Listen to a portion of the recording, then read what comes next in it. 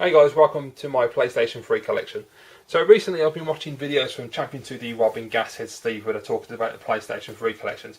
Videos I've really enjoyed, and the PlayStation 3 is my favourite console of last generation. It's just a fantastic console. I love everything about it. It's got the best exclusives. Little things like the cases for the games, the Blu-ray cases look awesome. I really adore the PlayStation 3. It's a fantastic console. So I wanted to update my PlayStation 3 collection because I haven't done it in a long time. I've now got 50 games, so I thought it was the right time to do it.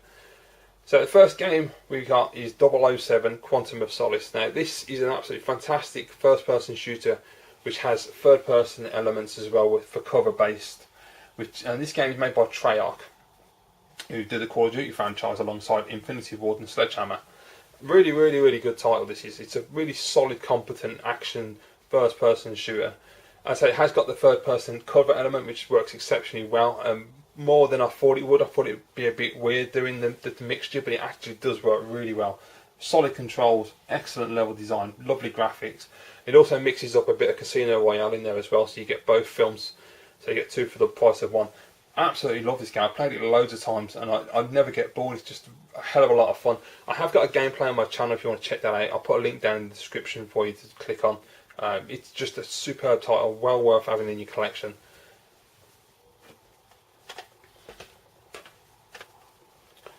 And next game is 50 Cent Blood on the Sand. Now, the reason I got this is because it's just a really big, dumb action game, and it's a hell of a lot of fun. I absolutely adore this game, it's brilliant. If you've ever played the PlayStation 2 and Xbox 50 Cent game, you're going to get the same sort of thing in this game, but with better graphics.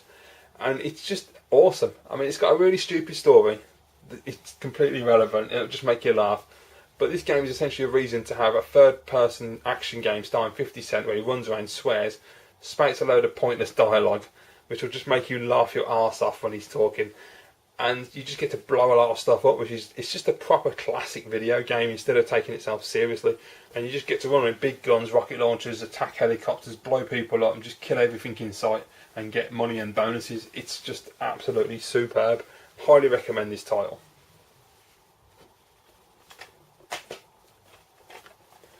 Next up we have Aliens vs Predator. Now I've only played a little bit of this game. I haven't really been able to get into it. I'll be honest, it didn't really suck me in when I first played it. It's a shame because you can't go wrong with these titles. They should be fantastic, but I just found it really boring and just not fun to play at all. So I haven't really gone back to it, unfortunately.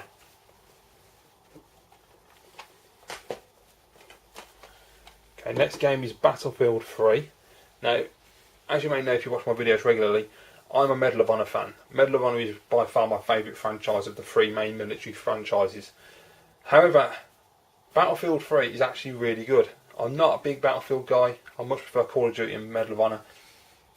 But I really enjoyed Battlefield 3. I found it to be a lot of fun to play through. Really nice graphics. The controls are a bit off. That's the problem I have with the Battlefield games. I find it hard to aim. And a lot of the time I seem to just miss my target, and the kickback on the weapons is too excessive. And that really puts me off playing them, unfortunately. It made me stop playing Battlefield 4 for that reason. I just found it irritating. But Battlefield 3 has got some really nice levels in it, and my favourite level is still the stage where you're on the rooftop with the sniper rifle in the rain, and you're protecting your buddies, and you have to run across town, and you end up in a shopping mall. It's a really intense, fun stage, and there's a lot of good levels on this game. Well worth playing it.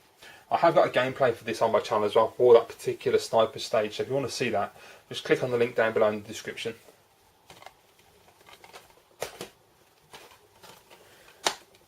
Okay, so next up is Beyond Two Souls from Quantic Dream, the makers of Heavy Rain, and also back on the Xbox, PlayStation 2 era, they made a game called Fahrenheit, or as it's known in America, Indigo Prophecy. Big fan of Quantic Dream, awesome developer. I love Fahrenheit and Heavy Rain, great games. Beyond Two Souls I was really excited to see what it's going to be like, and all the pre-videos and the previews that were coming out, it looked great. I thought, yeah, this is going to be really special. I have to be honest, when I played it, I wasn't that impressed. I enjoyed the game. It was a good, solid game. It was a great story, nice characters, well acted. The gameplay was excellent. The level design was excellent. But it just, I won't say it bored me, but it didn't really grab me like Heavy Rain. It didn't just pull me in and not let go. I could have took it or left it. It didn't really interest me all that much. I didn't have any attachment whatsoever to Jodie. I really didn't care. I liked Iden though. I thought the Iden character was a great idea, and that worked really well. And there were certain areas in this game which I really enjoyed the most, like the Africa stage was really good. I like the part where you're in the apartment as Jodie, and you have to clean the apartment and cook. And I really like that. You're trying to, because she's feeling a bit awkward, and she's trying to get with that bloke. And that was really cool. That was really good the way I did that. But generally, I just didn't really think much of the game. And the Native American section in particular went on for far too long. That was way too dragged out. So yeah, I think this game's going to split opinions like Quantic Dream always do with their games. But for me personally, if I had to pick a Quantic Dream game, it's going to be Heavy Rain. This is a very solid game, just not for me really.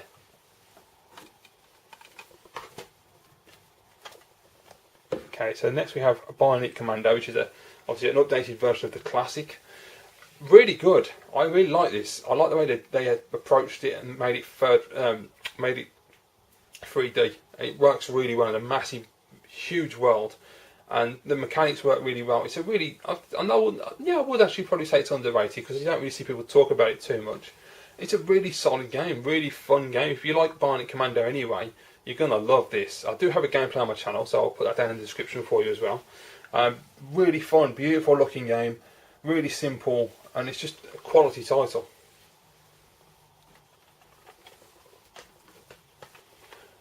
Okay, next game is 007 Bloodstone. Absolutely awesome. I love this game. Fantastic title. They do split the action in the game between third person cover shooter and driving sections.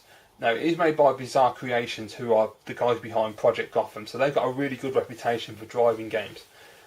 As far as I know, the studio shut down after this game came out. I don't know what happened with this game, because the third person cover shooting is absolutely brilliant, and it's just an absolutely fantastic experience from beginning to end.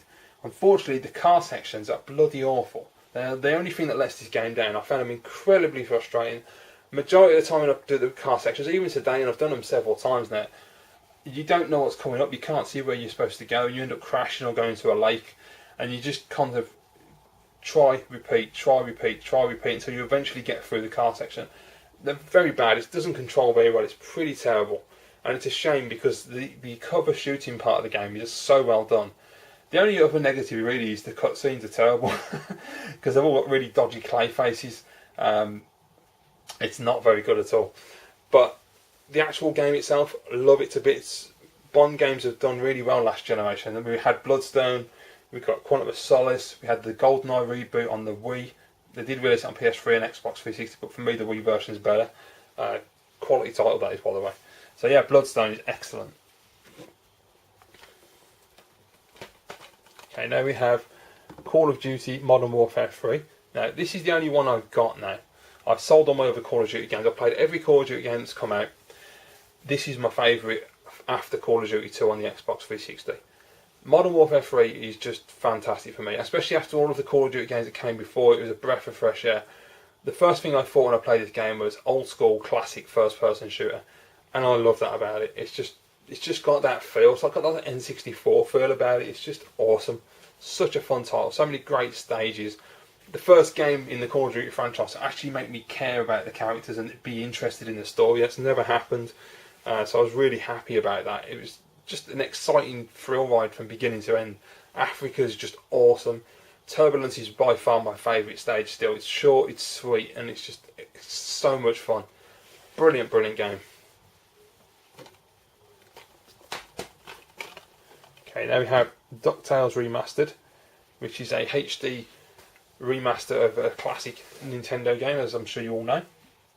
No, don't have any nostalgia because I've never played the original, so I was just going in blind. But I really like this. It's a really beautiful looking game, really well executed, a lot of fun to play, and I do think that it'd be great if they took a lot more of the old games and did this to them. I want to see some of the classics revamped, because there's so many titles they could do it to. But yeah, DuckTales Remastered, superb. Import game as well. Typical that we don't get it over here, but it's just spot on. Okay, the last game in this part is going to be Enslaved Odyssey to the West. Another game by Ninja Theory, where I'm on the fence with this one. It starts off brilliantly. I really enjoyed it a lot. I had a lot of fun with this game. Really great mechanic between the two characters. Beautiful graphics, lovely level design, and it's a lot of fun. But I got to a point really far into the game, I just can't complete the game because the camera is absolutely crap. It's really close behind Monkey, and I'm being attacked by about 4 or 5 robots. I can't see where they are, I can't see what's happening. I keep running into walls and I just keep getting hammered and I cannot get through it, and I find it, I just can't be bothered to finish it now because it's just annoying me so much. It's really frustrating because the game itself is really good. It's got some great puzzle elements, lots of great action, great interaction between the characters, decent story, beautiful graphics. For the most part, the controls are really good. If they just fixed that bloody camera, this game would have been an instant classic, and I think it would have been one of the best games on the system. So it's a real disappointment. So there you go, guys. That's part 1. I hope you've enjoyed this, and please leave your comments down below. Let me know what you think of all of these games. If you like this video, please give it a thumbs up. And if you'd like to see more videos, just click on subscribe. That'll keep you up to date with my latest videos. Thank you very much for watching, guys. I'll see you all again shortly in part 2.